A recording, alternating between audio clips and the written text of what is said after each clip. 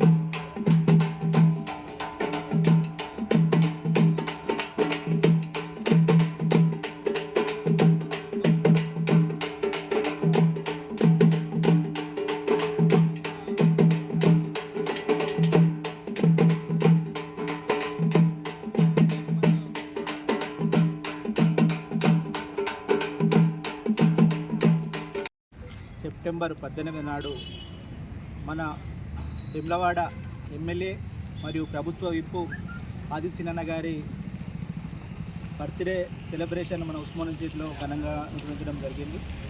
ఈరోజు మేము cake cut చేసి మన వర్కర్లకు పండ్ల పంపిణీ చేయడం జరిగింది. మన యూనివర్సిటీలో మొక్కలం నాటడం కూడా జరిగింది. ఆది సీనన్న గారు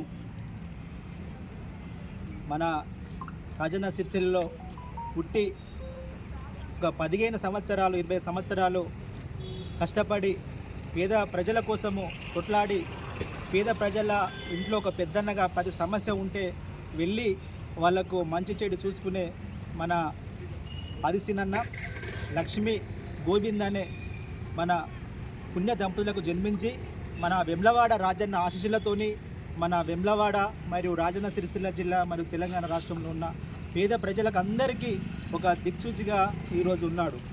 ఈ అన్నగారి బర్త్డే జరగడము, ఆ అన్న మన ఆది సీనన్న రాజన్న సిరిసిల్ల జిల్లాలో పుట్టడము మరియు మా రాజన్న సిరిసిల్ల జిల్లా కావచ్చు మరి తెలంగాణలో ఉన్న ప్రజలు పేద ప్రజల పక్షాన ఆయన నిలబడి కొట్లాడి వాళ్ళకు మంచి సేటి చూసుకోవడము మేము ఉస్మాన్ యూనివర్సిటీ ఓయూజేసీగా విద్యార్థి తరపున అందరి తరపున జన్మదిన శుభాకాంక్షలు తెలియజేస్తున్నాము.